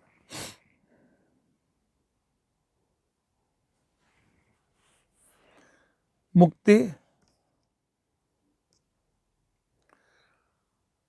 ಇದು ಸಂಸಾರದ ದುಃಖದಿಂದ ಮುಕ್ತಿ. ಬರೀ ಮುಕ್ತಿಯಲ್ಲ, ಅದರ ಜೊತೆಗೆ ಅನುಭವ ಕೂಡ ಬರಬೇಕು. ಆಯಿತು, ಒಬ್ಬ ವ್ಯಕ್ತಿಯನ್ನು ಯಾವುದೋ ತಪ್ಪಿನಿಂದ ಕಾರಾಗೃಹದಲ್ಲಿ ಇಟ್ಟಿದ್ರು. ಕಾರಾಗೃಹ ಇಟ್ಟಿದ್ರೆ ನೌಕರಿ ಪೀಕರಿ ಎಲ್ಲ ಹೋಯಿತು. ನೌಕರಿ ಹೋಯ್ತು, ಗಂಡ ಕಾರಾಗೃಹಕ್ಕೆ ಹೋದ ಅಂತ ಹೆಂಡ್ತಿ ಇನ್ನೊಂದು ಮದುವೆ ಮಾಡಿಕೊಂಡಿದ್ದಾಳೆ. ಮಕ್ಕಳೆಲ್ಲೋ ಬೇರೆ ಕಡೆಗೆ ಎಲ್ಲೋ ಹೋಗಿದೆ, ಗೊತ್ತಿಲ್ಲ ಎಲ್ದಾರೆ ಅಂತಕೊಳ್ಳೋದು. ಅಂಥವನು ಕಾರಾಗೃಹದಿಂದ ಮುಕ್ತನಾಗಿ ಪ್ರಯೋಜನ ಏನು? ಕಾರಾಗೃಹದಿಂದ ಮುಕ್ತನಾದ ಮೇಲೆ ಆನಂದದ ಪರಿಸ್ಥಿತಿ ಸಿಗಬೇಕು, ಆಗ ಮುಕ್ತಿಗೇನಾದರೂ ಫಲ ಇದೆ. ಆದರೆ ಶ್ರೀಮದಾಚಾರ್ಯರು ಹೇಳ್ತಾರೆ, ಮುಕ್ತಿ ಅಂತ ತಿಳ್ಕೊಂಡಂತಂದರೆ ದುಃಖ ಸಂಸಾರದಿಂದ ಮುಕ್ತಿ ಅಷ್ಟೇ ಅಲ್ಲ, ಮುಕ್ತಿರ್ ನೈಜ ಸುಖ ಅನುಭೂತಿ. ಸಂಸಾರದಿಂದ ಮುಕ್ತಿ ಸ್ವಾಭಾವಿಕ ಸ್ವಂತ ಸುಖದ ಪ್ರಾಪ್ತಿ, ಇದು ಮುಕ್ತಿ. ಇದನ್ನು ತಿಳಿಸಿಕೊಟ್ಟು ನಮ್ಮ ಕರ್ಮದ ಸಿದ್ಧಿಯ ಬಗ್ಗೆ ತಿಳಿಸಿಕೊಟ್ಟಿರ್ತಕ್ಕಂಥವರು ವಾಯುದೇವರು. ಆದ್ದರಿಂದ ನನ್ನ ಕರ್ಮ ಶುದ್ಧಿ ಸಿದ್ಧಿ ಎರಡೂ ನನಗೆ ಪ್ರಾಪ್ತಿಯಾಗ್ತದೆ. ಬರೀ ಅಷ್ಟೇ ಅಲ್ಲ, ಆಶ್ಚರ್ಯ ಆಗ್ತದೆ. ನಮ್ಮ ದೇಶದಲ್ಲಿ ಇಷ್ಟು ಆಚಾರ್ಯರು, ಇಷ್ಟು ಪೀಠಾಧಿಪತಿಗಳು ಆಗಿ ಹೋಗಿದ್ದಾರೆ. ಆದರೆ ಶ್ರೀಮದಾಚಾರ್ಯರ ಪರಂಪರೆಯಲ್ಲಿ ಬಂದಿರತಕ್ಕಂಥ ಗುರುಗಳನ್ನು ಬಿಟ್ಟರೆ ಬೇರೆ ಯಾರೂ ಮೋಕ್ಷಕ್ಕೆ ಭಗವಾತ್ಮನ ಪರಮಾನುಗ್ರಹ ಬೇಕು ಅಂತ ಹೇಳಲಿಲ್ಲ. ಭಗವತ್ ಪರಮ ಪ್ರಸಾದವೇ ಮುಕ್ತಿಗೆ ಕಾರಣ ಅಂತ ತಿಳ್ಕೊಂಡಂತೇಳಿ ಅವ್ರು ಯಾರೂ ಹೇಳಲಿಲ್ಲ. ಭಕ್ತಿಯ ಆ ಒಂದು ಪರಿಪಕ್ವತೆ ಮುಕ್ತಿ ಅಂತ ತಿಳ್ಕೊಂಡಂತ ಹೇಳಿದವರೊಬ್ಬರು. ಅಜ್ಞಾನದಿಂದ ಮುಕ್ತಿ ಆಗ್ತದೆ, ಅದೇ ಮುಕ್ತಿ ಅಂತ ತಿಳ್ಕೊಂಡಂತ ಹೇಳಿದವರು ಮತ್ತೊಬ್ಬರು. ಸತತ ಊರ್ಧ್ವಗಮನ ಮುಕ್ತಿ ಅಂತ ಮತ್ತೊಬ್ಬರು. ಇನ್ನೊಬ್ಬರು ಏನೇ ನಿರ್ವಾಣ, ನಾನು ಶೂನ್ಯನಾಗುವುದೇ ಮುಕ್ತಿ ಅಂತ ತಿಳ್ಕೊಂಡಂತ ಹೇಳಿದವರು ಮತ್ತೊಬ್ಬರು. ಇನ್ನೊಬ್ಬರು ಹೆಚ್ಚಿನ ಸುಖ ಆದರೂ ಸ್ವಲ್ಪ ದುಃಖ ಇರ್ತದೆ ಅಂತಿಕೊಂಡಂತ ಹೇಳಿದವರು ಮತ್ತೊಬ್ಬರು. ಶ್ರೀಮದಾಚಾರ್ಯ ಹೇಳ್ತಾರೆ, ಮುಕ್ತಿ ಭಗವದಧೀನ. ಅವನು ಪರಮಾನುಗ್ರಹ ಮಾಡದೇ ಹೊರತು, ಅವನ ಪರಮ ಪ್ರಸಾದ ಆಗದೇ ಹೊರತು ಮುಕ್ತಿ ಸಿಕ್ಕೋದಿಲ್ಲ. ಮುಕ್ತಿರ್ನೈಜ ಸುಖಾನುಭೂತಿ ಅಮಲಾ ಭಕ್ತಿಶ್ಚ ತತ್ಸಾಧನಂ. ಅದಕ್ಕೆ ಅಮಲ ಭಕ್ತಿಯನ್ನು ಮಾಡು. ಈ ತತ್ವಜ್ಞಾನವನ್ನು ತಿಳಿಸಿಕೊಟ್ಟಿರ್ತಕ್ಕಂಥವರು ವಾಯುದೇವರು. ಈ ಭಾವದಿಂದ ನಾವು ಕರ್ಮಗಳನ್ನು ಮಾಡಿದಾಗ ನಮ್ಮ ಕರ್ಮಗಳು ಶುದ್ಧವಾಗುತ್ತವೆ, ನಮ್ಮ ಕರ್ಮಗಳು ಸಿದ್ಧವಾಗುತ್ತವೆ. ಆದ್ದರಿಂದ ಸರ್ವಕರ್ಮ ಶುದ್ಧಿಪ್ರದೇನ ಸರ್ವಕರ್ಮ ಸಿದ್ಧಿಪ್ರದೇನ ಅಂತ ತಿಳ್ಕೊಂಡಂತೆ.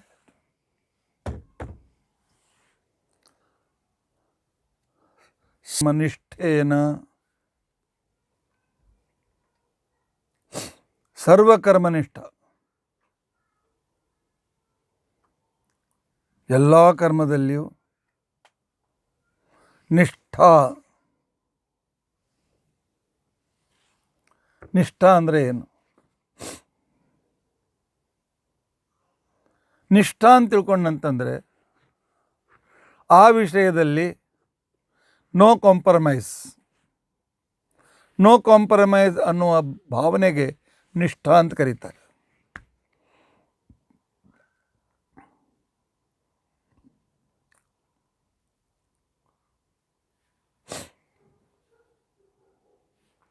ಔರಂಗಜೇಬ್ ಇಬ್ಬರು ಗುರು ಗೋವಿಂದ ಸಿಂಗರ ಮಕ್ಕಳನ್ನು,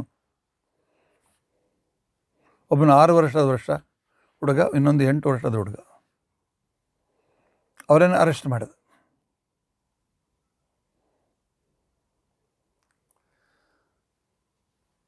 ಗುರು ಗೋವಿಂದ ಸಿಂಗರಿಗೆ ಹೇಳಿ ಕಳಿಸ್ತಾನೆ, ಮುಸಲ್ಮಾನರಾದರೆ ನಿಮ್ಮ ಮಕ್ಕಳನ್ನು ಬಿಡ್ತೇವೆ ಅಂತ.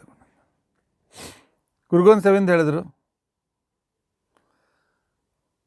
ನಮ್ಮ ತ್ಯಾಗಕ್ಕೆ ಸಿದ್ಧರಿದ್ದೇವೆ, ಆದರೆ ನಾನು ಮುಸಲ್ಮಾನ್ ಆಗೋದಿಲ್ಲ ಅಂತ. ಔರಂಗಜೇಬನಿಗೇನು, ನಾನು ಇವರನ್ನು ಮುಸಲ್ಮಾನ್ ಮಾಡಿದ್ದೇನೆ ದೊಡ್ಡಸಿಗೆ ತೋರಿಸ್ಬೇಕಾಗ. ಔರಂಗಜೇಬ ಹುಡುಗರಿಗೆ ಹೇಳ್ದ, ಇಸ್ಲಾಂ ಸ್ವೀಕಾರ ಕರೋ. ಎಷ್ಟು ವರ್ಷದ ಹುಡುಗ? 6 ವರ್ಷದ ಹುಡುಗ, 8 ವರ್ಷದ ಹುಡುಗ. नहीं तो तुमको हम मार डालेंगे, जिंदा मार डालेंगे. उन्होंने कहा हम मरने के लिए तैयार हैं, लेकिन हमारा धर्म हम छोड़नेंगे नहीं. ನಮ್ಮಲ್ಲಿ ಒಂದು 50 ರೂಪಾಯಿ ಹೆಚ್ಚು ಕೊಟ್ಟರೆ ಚೇಂಜ್ ಮಾಡ್ತಾರೆ, ವೋಟ್ ಹಾಕ್ಲಿಕ್ಕೆ ಬೇರೆ ಪಾರ್ಟಿಗೆ ಹೋಗ್ತಾರೆ. ನಿಷ್ಠ, ಭಗವನ್ನಿಷ್ಠೇನ ಸರ್ವಕರ್ಮದಲ್ಲಿ, ಪರಮಾತ್ಮನ ಸೇವೆ ವಿಷಯದಲ್ಲಿ ನಿಷ್ಠ. ನಾನು ಮಾಡುವ ಪ್ರತಿಯೊಂದು ಕರ್ಮ ಪರಮಾತ್ಮನ ಸೇವೆ ಆಗಬೇಕು ಅನ್ನುವ ನಿಷ್ಠ. ಆ ಹುಡುಗರಿಗೆ ಸ್ವತಃ ಜೀವಿತ ನಿಲ್ಲಿಸಿ ಬದಿಯಲ್ಲಿ ಗೋಡೆ ಕಟ್ಟಿದ ಔರಂಗಜೇಬ್. ಬದಿಯಲ್ಲಿ ಗೋಡೆ ಕಟ್ಟಲಾಯಿತು.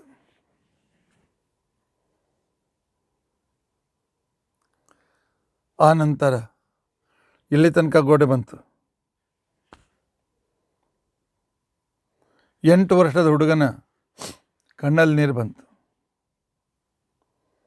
औरंगजेब ಹೇಳ್ದ, रहता है ना इस्लाम धर्म स्वीकार करेगा? नहीं, उसके लिए मैं नहीं रह रहा हूँ. मेरे पहले मेरा भाई शहीद होता है, इसलिए मैं वो भाग्य मुझे नहीं मिला, इसलिए मुझे दुख हुआ. क्योंकि वो मुझसे छोटा है, जल्दी उसके दीवार के अंदर चला जाएगा. ಇಂಥ ಕತೆ ಮಕ್ಕಳಿಗೆ ನಾವು ಹೇಳ್ತೇವೆ. ಕ್ರಿಕೆಟ್ನವ್ರ ಕತೆ ಹೇಳ್ತೇವೆ. ಸರ್ವಧರ್ಮ ನಿಷ್ಠೆ, ಇದಕ್ಕೆ ನಿಷ್ಠ ಅಂತ ಕರೀತಾರೆ. ಕುಮಾರಲ ಭಟ್ಟ ಬೌದ್ಧ ರಾಜ ಹೇಳಿದ, ಬೌದ್ಧ ಮತ ಸ್ವೀಕಾರ ಮಾಡಿರಿ ಅಂತೇಳಿ. ದೊಡ್ಡ ಮೀಮಾಂಸಕ, ವೇದವೇ ಪ್ರಮಾಣ ಅಂತಕೊಂಡಂತ ಇದುಕೊಂಡು ಸಾಧಿಸಿದ ವ್ಯಕ್ತಿ. ಬೌದ್ಧ ರಾಜ ಹೇಳಿದ, ಇಲ್ಲ ನಿಮ್ಮನ್ನು ಜೀವಂತ ಸುಡ್ತೇನೆ, ಪರವಾಗಿಲ್ಲ. ಅದು ಸುಡೋದು ಹೇಗೆ? ಒಮ್ಮೆಲೆ ಕಟ್ಟಿಗೆ ಮಧ್ಯದಲ್ಲಿ ಕುಡಿಸ್ಲಿಲ್ಲ, ಹೊಟ್ಟು ಅಕ್ಕಿ ತೆಗೆದ ಮೇಲೆ ಅದಕ್ಕೆ ತುಷ ಅಂತ ಕರೀತಾರೆ. ಆ ಹೊಟ್ಟಿನಿಗೆ ರಾಶಿಯ ಮೇಲೆ ಕುಡಿಸಿ ಕೆಳಗೆ ಬೆಂಕಿ, ಹೊಟ್ಟು ಒಮ್ಮೆಲೆ ದಗ ದಗ ದಗ ಸುರಿಯೋದಿಲ್ಲ, ಸಾವಕಾಶ ಸುಡ್ತಾ ಹೋಗ್ತದೆ. ಅವರ ಶರೀರ ಸಾವಕಾಶ ಸುಡ್ತಾ ಇದೆ, ಜೀವ ಹೋಗಿಲ್ಲ. ಅರ್ಧ ಶರೀರ ಸುಟ್ಟಿತ್ತು, ಕಾಲುಗಳೆಲ್ಲ ಸುಟ್ಟು ಹೋಗಿದ್ದು, ಜೀವ ಇತ್ತು. ಆಗ ಶಂಕರಾಚಾರ್ಯ ಭೇಟಿ ಆಗಲಿಕ್ಕೆ ಬಂದರು. ಅದ್ವೈತ ಮತ ಸ್ವೀಕಾರ ಮಾಡ್ತೀರಾ? ವಾದಕ್ಕೆ ಬರ್ರಿ ಅಂತ ಕರೆದ. ಆ ವೇಳೆಯಲ್ಲಿ ವಾದಕ್ಕೆ ಬರ್ರಿ ಅಂತಕೊಂಡು ಕರೆದ. ಇದಕ್ಕೆ ಹೇಳ್ತಾರೆ ಸ್ವಧರ್ಮ ನಿಷ್ಠ ಅಂತ. ಸತ್ಯಧ್ಯಾನ ತೀರ್ಥ ಶ್ರೀಪಾದಂಗಳವರು ಕೂಡ್ಲಿಕ್ಕೆ ಆಗ್ತಿರ್ಲಿಲ್ಲ.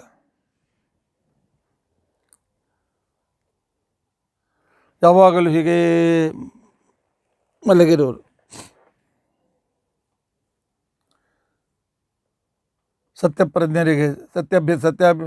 ಸತ್ಯಪ್ರಜ್ಞರಿಗೆ ಆಶ್ರಮ ಕೊಟ್ಟಿದ್ದರು. ಅವರೇ ಪೂಜೆ ಎಲ್ಲ ಮಾಡ್ತಾಯಿದ್ರು. ಸ್ವಾಮಿಗಳಿಗೆ ಸ್ನಾನ ಮಾಡಿಸಿ ಎಲ್ಲ.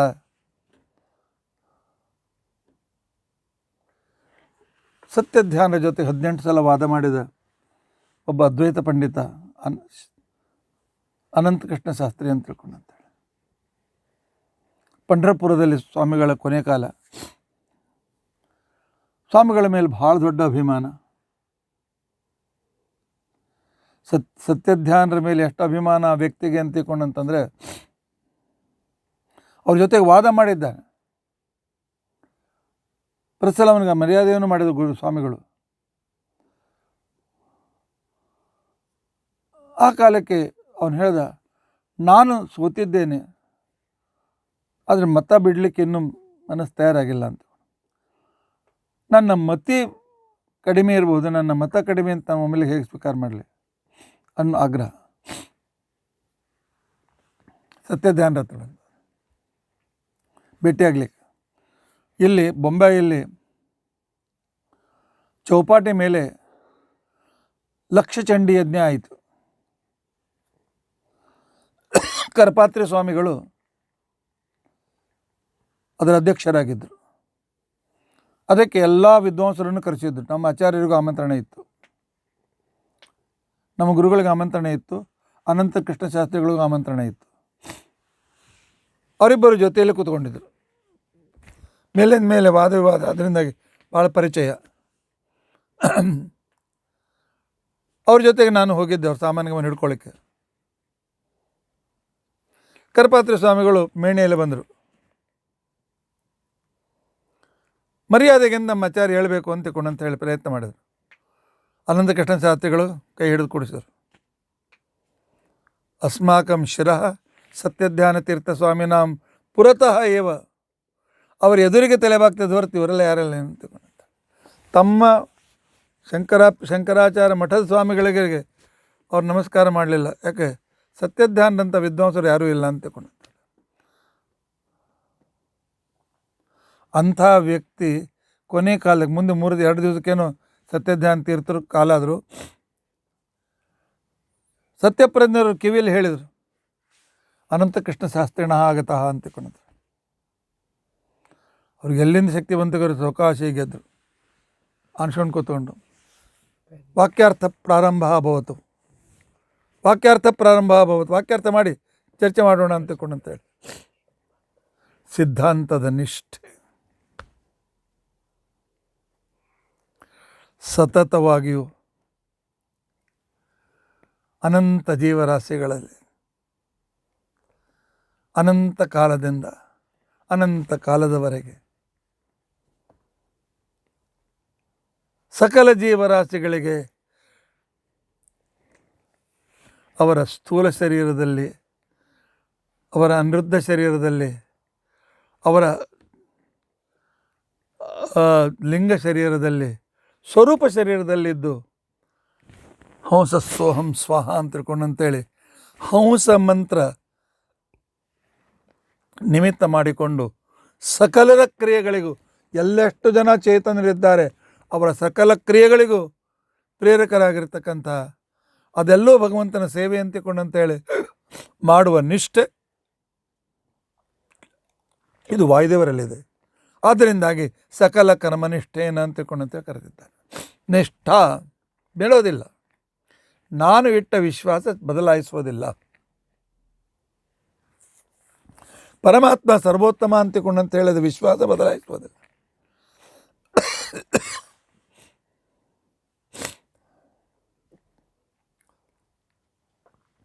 ಸಕಲ ಕರ್ಮನಿಷ್ಠೆಯನ್ನು ಅಂತಿಕೊಂಡಂತ ಹೇಳಿದ್ದಾರೆ. ಇನ್ನು ಮುಂದಿನ ವಿಚಾರ ಈಗಾಗಲೇ 1 ಗಂಟೆ ಮೀರಿದೆ ಇಲ್ಲ. ನಾಳಿನ ದಿವಸ ನೋಡಲಿಕ್ಕೆ ಪ್ರಯತ್ನ ಮಾಡೋಣ. ಗ್ರಂಥಗಳಲ್ಲಿ, ವೇದಗಳಲ್ಲಿ, ಉಪನಿಷತ್ತುಗಳಲ್ಲಿ, ಮಹಾಭಾರತ, ರಾಮಾಯಣದಲ್ಲಿ ವಾಯುದೇವರ ಮಹಿಮೆ ಎಷ್ಟೆಷ್ಟು ವ್ಯಾಪ್ತವಾಗಿದೆ, ಎಷ್ಟೆಷ್ಟು ವಿಧಾನದಿಂದ ವೈಶಿಷ್ಟ್ಯವಾಗಿದೆ. ಚಿಂತನೆ ಮಾಡಿದಷ್ಟು ಇದೆ, ಚಿಂತನೆ ಮಾಡಿದಷ್ಟು ಇದೆ.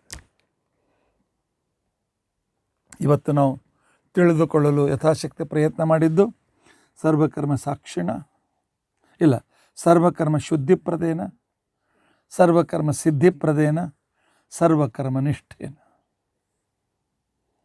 ಉಳಿದ ವಿಚಾರ ನಾಳಿನ ದಿವಸ ನಾವು ತಿಳಿದುಕೊಳ್ಳಿಕ್ಕೆ ಪ್ರಯತ್ನಿಸೋಣ. ಇದು ಅದ್ಯ ಕಥಾ ಪ್ರಸಕ್ತಿ. ನಾವು ಕೊನೆ ಭಾಗಕ್ಕೆ ಬಂದಿದ್ದೇವೆ. ದೀಪಾವಳಿಯ ಮೊದಲು, ದೀಪಾವಳಿ ಆರಂಭದಲ್ಲಿಯೂ ಈ ಸೇವೆಯನ್ನು ಭಗವಂತನಿಗೆ ಅರ್ಪಿಸೋಣ. ಇದರ ಮಂಗಲ ಕಾರ್ಯವನ್ನು ಮಾಡೋಣ. ವಾಯುದೇವರು ನಮಗೆ ಇಷ್ಟು ದಿವಸದಿಂದ ತಮ್ಮ ಮಹಿಮೆಯನ್ನು ಕೇಳಿಸಿದ್ದಾರೆ, ಹೇಳಿಸಿದ್ದಾರೆ. ಅಂತ ವಾಯುದೇವರಿಗೆ ಪ್ರಾರ್ಥನೆಯನ್ನು ಮಾಡಿಕೊಳ್ಳೋಣ. ದಿನಕ್ಕೊಂದು ಸಲ ತಪ್ಪದೆ ಪ್ರಾತಃ ಸಂಕಲ್ಪ ಗದ್ಯ ಪಾರಾಯಣ ಮಾಡೋಣ. इति अद्य कथा प्रसक्ति। हरे राम राम राम हरे हरे, हरे कृष्ण कृष्ण कृष्ण हरे। उग्रं वीरं महाविष्णुं ज्वलन्तं सर्वतोमुखं नृसिंहं भीषणं भद्रं मृत्युं नमाम्यहम्। अच्युतानंत गोविंद स्मृतिमात्रार्थिनाचन रोगान्मे नाचया शेषान् आशु धन्वन्तरे हरे। अच्युतानंत गोविंद नामोच्चारण भेटजात् नश्यन्ति सकला रोगाः सत्यं वदाम्यहम्। अच्युतानंत गोविंद